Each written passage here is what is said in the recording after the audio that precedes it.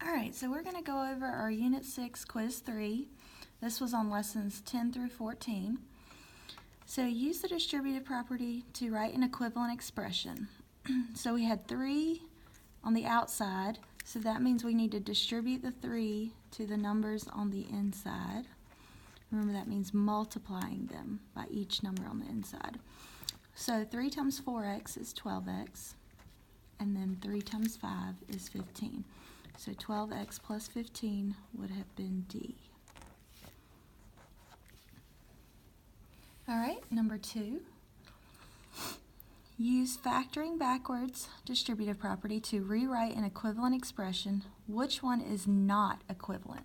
So if we were to go through this to see which one is not equivalent, okay, for part A, 8 times x is 8x, and then 8 times 3 is 24, so that's 8x plus 24, so it's not A, because it's wanting to know which one is not.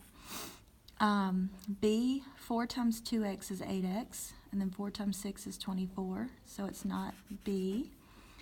C, 4 times x is 4x, plus 4 times 6 is 24, so it would have to be C because it is not an 8x at the beginning. And if we just want to make sure it's not D as well, 2 times 4x is 8x, 2 times 12 is 24, so it's actually not D. So C is the correct answer for number 2. All right, number 3. Use the distributive property to write an equivalent expression. Again, we are going to multiply the number on the outside by everything on the inside. Okay?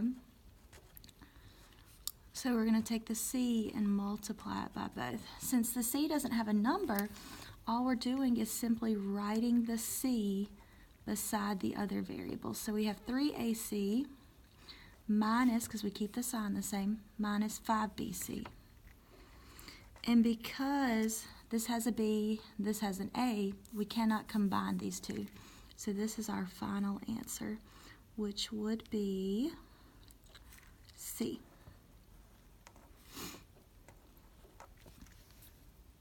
Okay, number 4. Zoom in just a little. All right, so if 3 to the x is equal to 81, then what is x? Hint, how many 3's do we have to multiply to equal 81? Okay, so we know that 3 times 3 is 9, so that's 2 3's. 9 times 3 is 27, and 27 times 3 is 81. Okay, so that means that we ended up using 1, 2, 3, 4 3's to get there. And that would be B.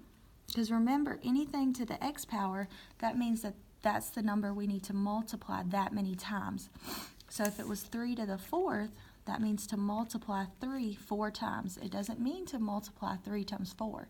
It means 3 times 3 times 3 times 3. All right. Number 5, select all answers that are less than 10, not equal to. Okay, so for number 1, 3 squared is 9. 9 plus 1 is 10, so it can't be the first one. For C, 4 to the 1 power is 4, so 4 times 2 is equal to 8. So C is actually one of them. 48 times 1/2 squared. So remember, that means to do 48 times 1/2 times 1/2. So we know that 1/2 times 1/2 is 1/4. So it's going to be 48 times 1/4, which equals 12. So it can't be B. Couldn't be A. Okay, let's look at D. If you multiply 3/5 times 5, you would get 3. And because 3/5 times 5 over 1 would be 15 over 5, which equals 3, and 3 times 3 is 9 because it had the little squared.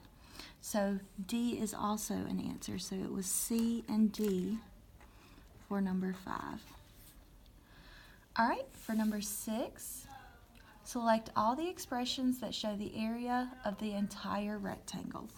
So remember, area is length times width. So it'd be 4 times c plus 1. And we know that 4 times c is 4c. And 4 times 1 is 4. So it'd be 4c plus 1. So let's see if we have one like that.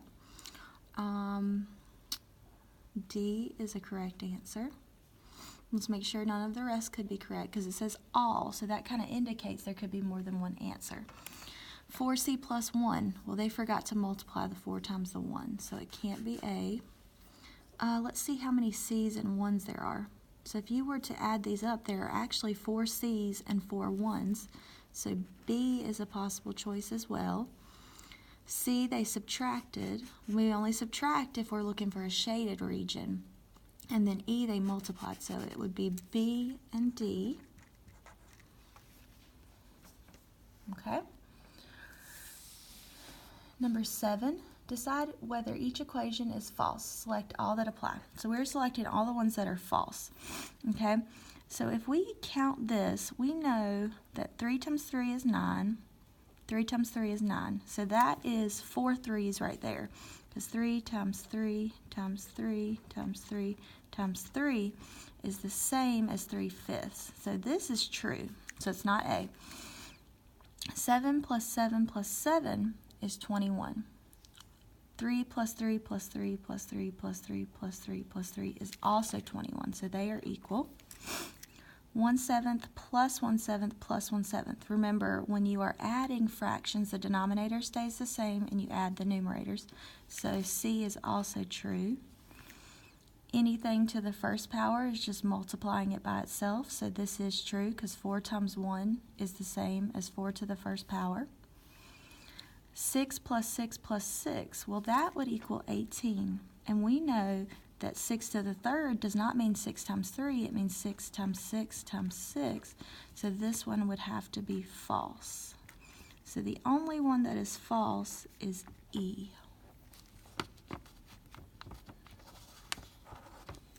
Okay.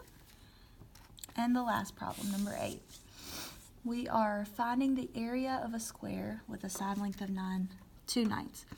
So that means that 2/9 times 2/9, because if the length is 2/9 and it's a square, that means the width has to be 2/9. So 2 times 2 is 4. 9 times 9 is 81. So we're looking for 4/81, and that would be D. And the units have to be inches squared because we are talking about area.